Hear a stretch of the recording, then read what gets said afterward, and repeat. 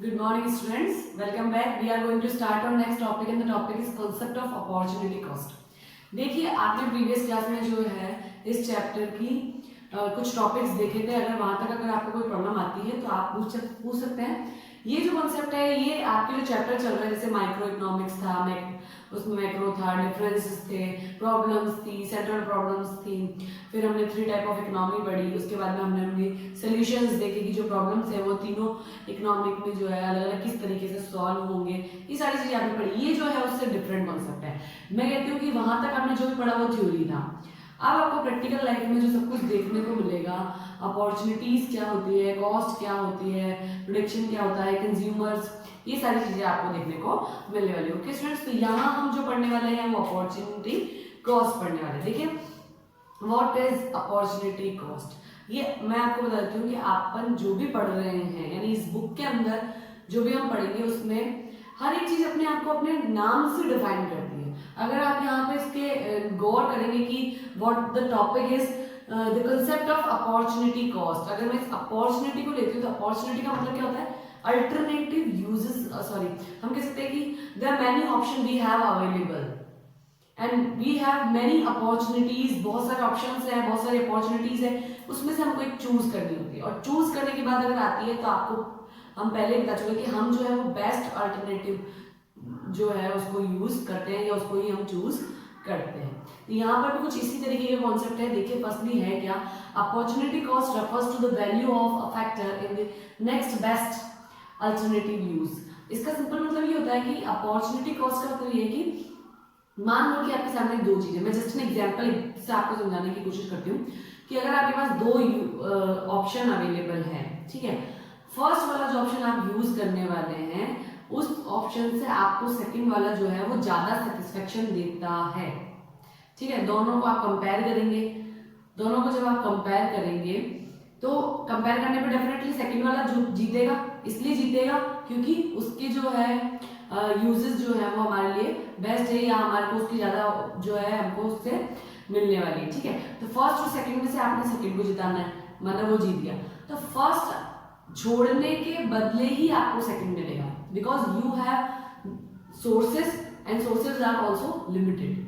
जो सोर्सेज आपके सामने है वो लिमिटेड सोर्सेज हैं. उन लिमिटेड सोर्सेज से हम हमारी जो है एक्सपेक्टेशंस को कंप्लीट करने की कोशिश करते हैं. जब हम हमारी एक्सपेक्टेशंस को कंप्लीट करने के लिए जाते हैं तो हमारे पास बहुत सारे ऑप्शंस होते हैं. अब उन ऑप्शंस में से हमको एक चूज करना पड़ता है. तो ये हमको देखना है कि बेस्ट अल्टरनेटिव यूज कौन सा है. ठीक है, जब आप उसको चूज कर लेते हैं तो आपको जो अदर ऑप्शंस थे उनको छोड़ना पड़ता है. तो जो अदर आपने छोड़े वो कॉस्ट होती है. क्या होती है? कॉस्ट. किसके लिए आपने पे किया? जो आपने चूज कर लिया उसके बदले. इसलिए अपने आप को डिफाइन करता है अपॉर्चुनिटी कॉस्ट. अपॉर्चुनिटी का मतलब होता है कि there are many options you have available. ठीक है, कॉस्ट का मतलब होता है किसी भी चीज के बदले आपको पे करना पड़ रहा है. तो when you choose one thing then you कह सकते हैं कि देन यू रिमेन समथिंग. आप कुछ छोड़ देते हैं, आप कुछ शेष छोड़ देते हैं जिसको हम कॉस्ट के एज अ कॉस्ट हम यूज कर सकते हैं. मान लीजिए कि मेरे पास जो है 10 रुपीज अवेलेबल है. ठीक है, 5 एप्पल हम आती है 10 रुपीज में. ठीक है, और हम कह सकते हैं कि 7 जो है वो ऑरेंजेस आती है 10 रुपीज में. अब हम दोनों चीज यूज नहीं कर रहे हैं, हम दोनों चीज यूज नहीं कर रहे हैं. मेरे पास जो है वो ओनली 10 रुपीज है. ठीक है, तो अब मैं देखूंगी कि 10 रुपीज में से बेस्ट यूज कौन सा हो सकता है. एप्पल लूं या ऑरेंजेस लूं. डेफिनेटली इससे सेटिस्फेक्शन ज्यादा मिलने वाली है, बिकॉज आई लाइक ऑरेंजेस. तो मैं यही चूज करूंगी. जब मैंने 7 ऑरेंजेस ले ली 10 पे, तो मुझे ये जो है वो छोड़ना पड़ा. कहीं ना कहीं मुझे ये भी खाने का मन था, बट मुझे ये छोड़ना पड़ा. जब मैंने इसको छोड़ दिया तो ये हो गई कॉस्ट. For what?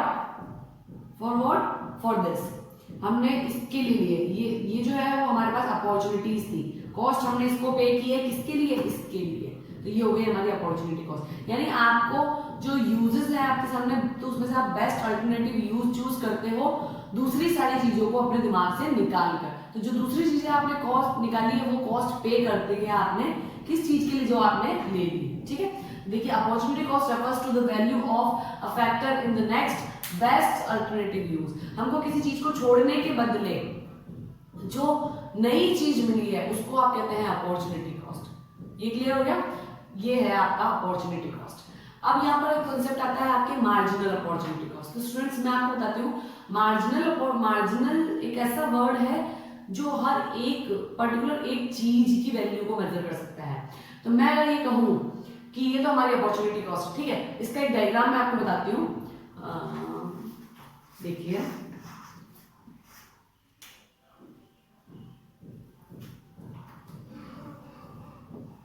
हम कह सकते हैं कि ये जो है वो हमारी एप्पल है, ये हमारी ऑरेंजेस,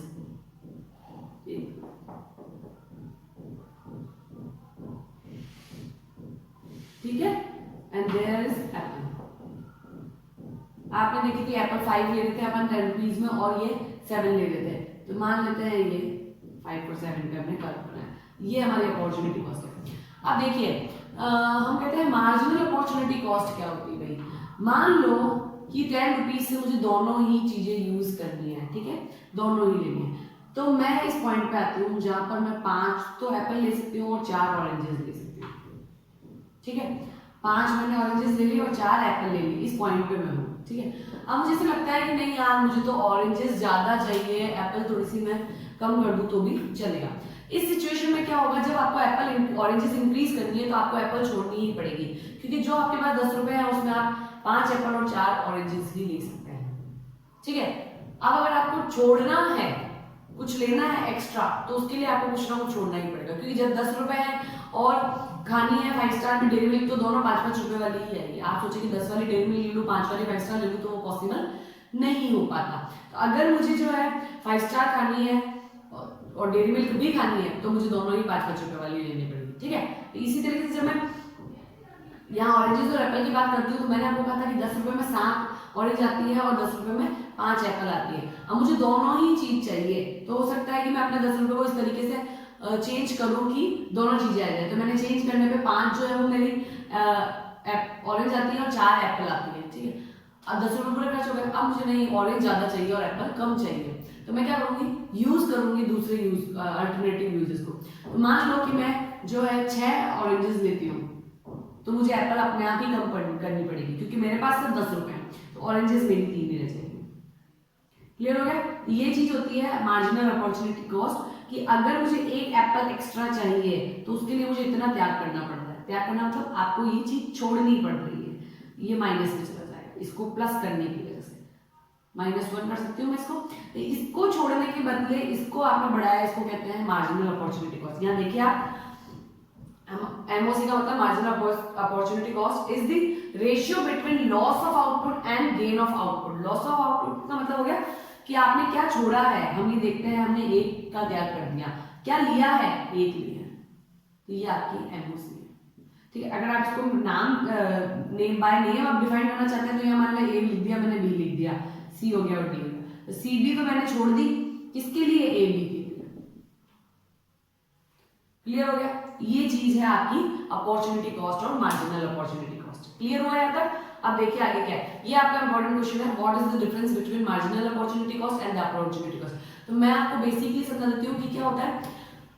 अपॉर्चुनिटी कॉस्ट का मतलब होता है किसी भी चीज को छोड़ने के बदले किसी भी चीज को आपने नया लिया, ठीक है, या आपने बेस्ट अल्टरनेटिव यूज किया है, जो भी ऑप्शन आपके पास अवेलेबल थे। बट मार्जिनल अगर आप पढ़ रहे हैं तो आपको पर्टिकुलर एक चीज या 2 चीज, जो भी आपकी क्वांटिटी है, उससे आप मेजर करेंगे कि एक चीज को छोड़ने के बदले, या मैंने इसको एक्स्ट्रा लिया है, एक को एक्स्ट्रा लिया, एक एक्स्ट्रा ऑरेंज के बदले मुझे एक एप्पल का त्याग करना पड़ता है, तो ये हुई मार्जिनल। यहाँ पे जो है क्वांटिटी मेजर की जाती है और एक पर्टिकुलर एक के चेंजेस से आपके क्या चेंज आया है, रेस्पॉन्सिबल चेंज क्या आया है, वो यहाँ मेजर करते हैं, ठीक है। तो ये डिफरेंस हम देख लेते हैं। MOC is the ratio between loss of output and the gain of output. जो आपने छोड़ा है और जो आपने नया लिया है, उसका जो रेशियो होता है उसको हम मार्जिनल अपॉर्चुनिटी कॉस्ट कहते हैं। और फिर हम कहते हैं what is opportunity cost, it is not the ratio between, it is not the ratio, it is the total loss of output. यहाँ पे जो है रेशियो नहीं मेजर करते हैं। मैंने आपको अभी भी कहा